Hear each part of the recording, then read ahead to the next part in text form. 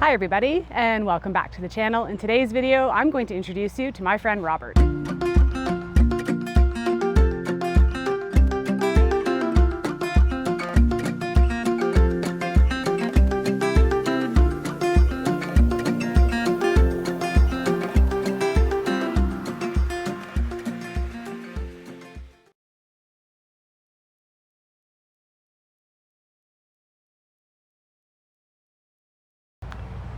So just as my disclaimer said just a second ago, I want to reiterate that nothing I'm sharing with you today should be interpreted as medical advice. As always, I encourage you to do your own independent research and consult your health practitioner of choice when treating any acute or chronic conditions. So I am pleased to introduce you today to Herb Robert, botanical name Geranium robertianum. And it's one of these plants, I've done this before in a few videos where I like to draw attention to plants that are considered noxious and invasive. Because if we can find a way to really embrace the medicinal properties that these plants have for us, perhaps instead of viewing them as something that has to be eradicated, we can look at it as a plant that actually does have some use. Now, what often happens here in Canada are plants that were brought over by our European ancestors become rather invasive because they don't have a lot of natural predators in this environment yet.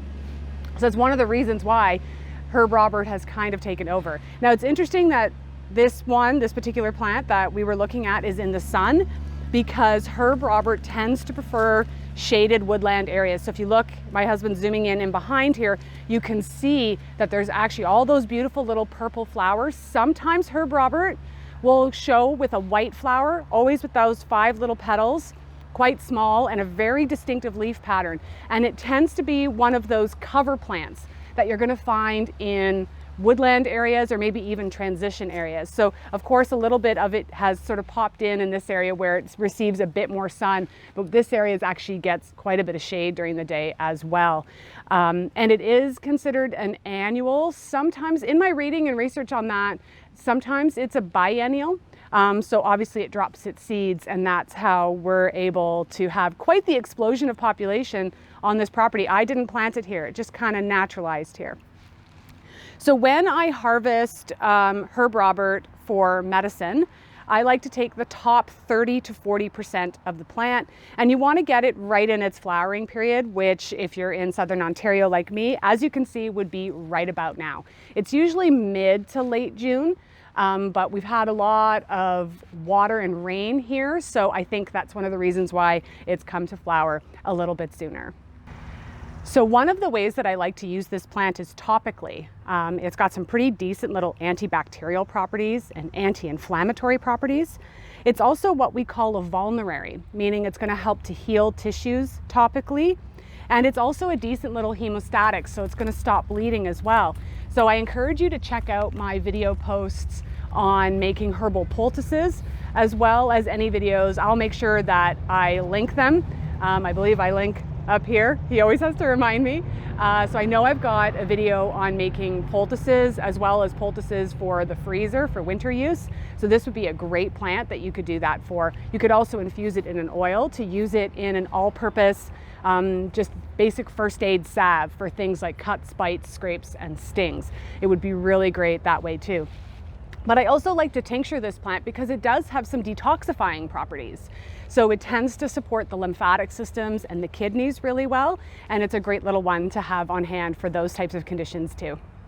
So 2 other areas where Herb Robert shines is its vascular tonic kind of properties. So this would be good for helping to tone blood vessels. So topically, we would look at this for things like spider veins, varicose veins, hemorrhoids, and that kind of thing. But it's also a decent little fever herb. So I like to have this in stock as well for childhood feverish conditions, or if you're just under the weather, you end up with a cold or a flu, it would be a good one to have on hand. Are you ready to take your herbal learning to the next level? To dive into the world of plant-based wisdom and to walk the path of a plant worker? If you are, I invite you to check out Weavers of Plant Wisdom, which is my new monthly membership platform where we explore all topics plants. I hope to see you there. So of course, no herb video would be complete without talking about contraindications when we're cautious about using it. That's what I mean by contraindications, and toxicity. So Herb Robert is really astringent, and that is really its sort of main form of toxicity. We've got to be cognizant of that, because if we're taking it for long periods of time internally, it can start to irritate the mucous membranes. Also the same if you're using it as a poultice for long periods of time, it could potentially irritate the skin a little bit, but that's due to its really high astringency properties.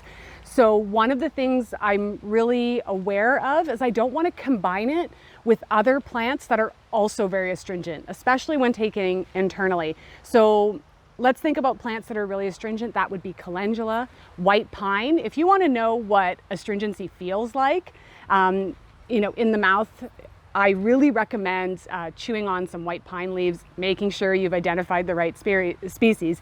You know, you chew on that, you're immediately going to understand that tightening of tissues and that drying effect that we're going to have. Rosemary is also very astringent, so is red raspberry leaf. So I wouldn't use Herb Robert in combination with other herbs that are really astringent. We can compensate for astringency by adding in what we call a demulcent. So these are plants that are more soothing. Something like marshmallow root would be great. Because it does have detoxifying properties, we use with caution, or really not at all, during times where we shouldn't be detoxifying. So that would be pregnancy and lactation.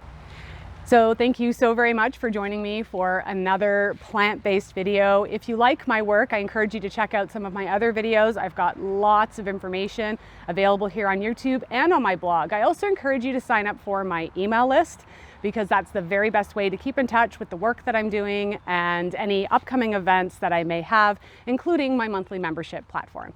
If you have any questions about Herb Robert, I encourage you to leave those in the comments below.